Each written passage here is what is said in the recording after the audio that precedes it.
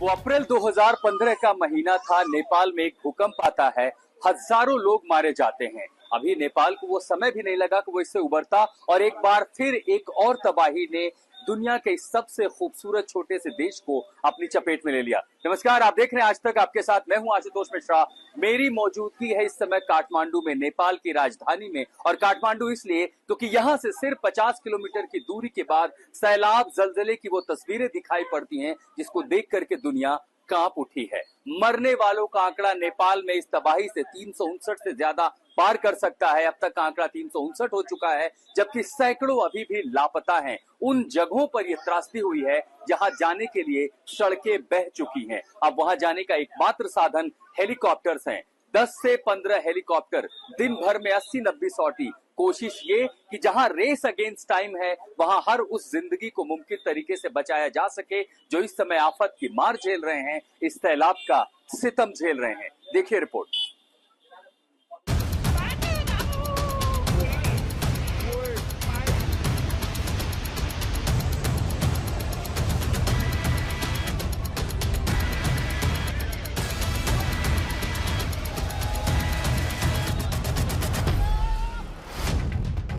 ये नेपाल में महाविनाश की तस्वीरें हैं। सब कुछ तहस नहस हो गया है। न सड़कें बची हैं, न पुल।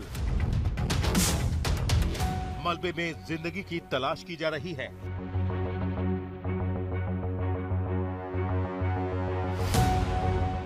ये नेपाल के रसुआ बाजार की तस्वीरें हैं।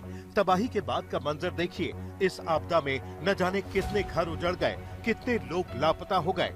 पानी उतरने के बाद त्रिशूली में सिर्फ मलबा बचा है।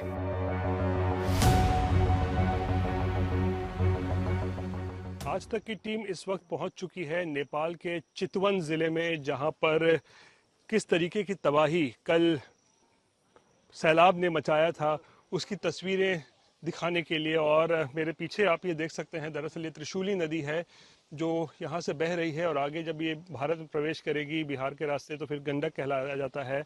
और यहाँ पर फिलहाल आप देख सकते हैं नेपाल आर्म पुलिस फोर्स के जो जवान हैं वो लोग लगातार यहाँ पर गश्ती कर रहे हैं, सर्च ऑपरेशन चला रहे हैं। कहीं कोई लाश अगर पानी में तैरता हुआ गुजर रहा है तो उसको भी जो है वो लोग निकालने की कोशिश कर रहे हैं।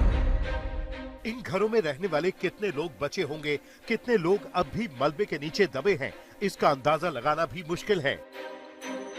फ्लैश फ्लड के बाद अब यहाँ सन्नाटा है। दूर दूर तक सिर्फ मलबा है और अपनों की तलाश में भटकते लोग हैं। ये देखिए, ये पूरा जो घर है ये भी पूरी तरह से बर्बाद हो चुका था। पूरा घर की ऊपर की दूसरी मंजिल भी है वो भी मलबे में आ चुकी है। आप सोचिए कि जो घर की छत है वो मलबे में ढकी हुई है। ये तबाही त्रिशूली नदी अपने प्रवाह के साथ लेकर के आई और त्रिशूली गांव के एक हिस्से में हम आए हैं। अब आपको गांव के दूसरी तरफ की तस्वीर दिखाते हैं, उधर भी हम आपको ले चलेंगे। लेकिन वहां कहीं पर स्कूल था, कहीं पर पार्किंग थी और जो कुछ भी था वो विटनेस था। मसलन वहां ये पूरा बस स्टैंड हुआ करता था, वो बस स्टैंड समतल हो गया। आगे वहां स्कूल हुआ करता था, उस स्कूल का नामो निशान नहीं बचा है। इसी के साथ यहाँ पर एक बुद्ध मंदिर था, वो भी नहीं बचा है। जो पुल था वो भी नहीं बचा है। और ये जो पूरा इलाका था, सोचिए कि कहीं सड़क, कहीं घर, कहीं मकान और यहाँ पर एक मस्जिद हुआ करती थी। अब वो मस्जिद भी पूरी तरह से यहाँ से अदृश्य हो चुकी है। बहुत सारे भारतीय अभी भी लापता हैं, जिनकी तलाश जारी है। सरकार के मुताबिक कल नेपाल में आए फ्लैश फ्लड के बाद से 288 भारतीय लापता हैं। इनमें तमिलनाडु के 2 ग्रुपों में 37 और 49 लोग लापता हैं। जो भारतीय नागरिक हैं वहाँ पर जो इस त्रासदी में जिसपे जो अभी तक जिसको पाया नहीं जा रहा है, जिससे कांटेक्ट नहीं कर पाया जा रहा है हम लोग, वो 288 का एक फिगर है। इसमें 73 भारतीय नागरिक हैं जो कि त्रिशूली पावर प्रोजेक्ट में काम कर रहे हैं और हमारा एम्बेसी जो वहाँ का प्रोजेक्ट का हेड है उनसे टच में है। दूसरा ग्रुप है एक 37 लोगों का और 39 लोगों का जो तमिलनाडु से हैं। ये सम्राट ट्रैवल के जरिए कैलाश मानसरोवर यात्रा पे गए थे। इतना ही नहीं, पश्चिम बंगाल के 32 और केरल के 33 लोगों का अभी तक कोई सुराग नहीं मिला है। बाकी राज्यों के 61 लोग लापता हैं और 73 भारतीय ऐसे हैं जो त्रिशूल पावर प्रोजेक्ट में काम कर रहे थे। उनका भी अभी तक कोई सुराग नहीं है। तीसरा ग्रुप जो है 32 लोगों का है वेस्ट बंगाल से, पश्चिम बंगाल से, जो कि सम्राट ट्रैवल के जरिए कैलाश मानसरोवर यात्रा पे गए।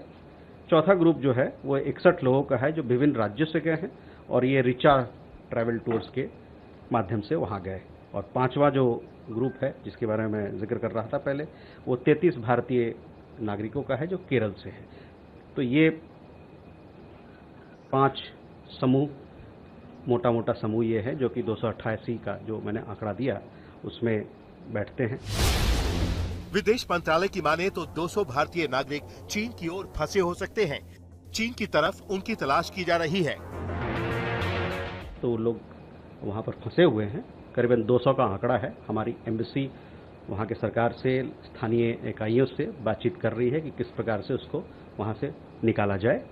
इसमें से 200 लोग जो हैं उसमें से 95 लोग दार्चेन शहर की तरफ वहाँ से हिल्सा पार करके नेपाल में आने की कोशिश कर रहे हैं। 4 लोग जिलोंग शहर में, 30 लोग जुटुलपुक जो कि सागा की तरफ आ रहे हैं, एक और शहर है, और 60 से 70 लोग जो हैं सागा की तरफ आ रहे हैं। तो लोगों को बचाने का काम युद्ध स्तर पर चल रहा है। रेस्क्यू ऑपरेशन में नेपाली सेना को बड़ी कामयाबी भी मिली है। रसुआ के टिमुरे से 116 लोगों को सुरक्षित निकाला गया है। इनमें 95 नेपाली और 21 भारतीय नागरिक शामिल हैं। यानी जिन लोगों का कल तक कोई पता नहीं था, आज वो सुरक्षित जगह पर पहुंच चुके हैं। रसुआ के हाकू में एक हाइड्रो पावर प्रोजेक्ट की सुरंग में 7 लोग फंस गए थे। बाहर मलबा था, पानी था, रास्ते बंद थे, लेकिन सेना की टीमों ने सुरंग में पहुंचकर 7 लोगों को जिंदा बाहर निकाल लिया। अब भी 3 दूसरी सुरंगों में फंसे लोगों को निकालने का अभियान जारी है। यानी हर सुरंग, हर मलबे का ढेर रेस्क्यू टीमों के लिए जिंदगी की तलाश का एक नया मोर्चा है।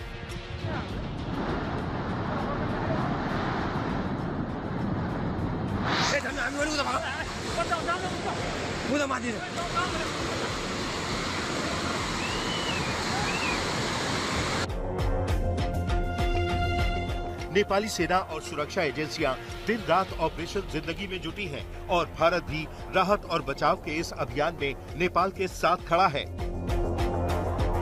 चितवन से रोहित कुमार सिंह और आशुतोष मिश्रा के साथ पंकज दास, काठमांडू, आज तक।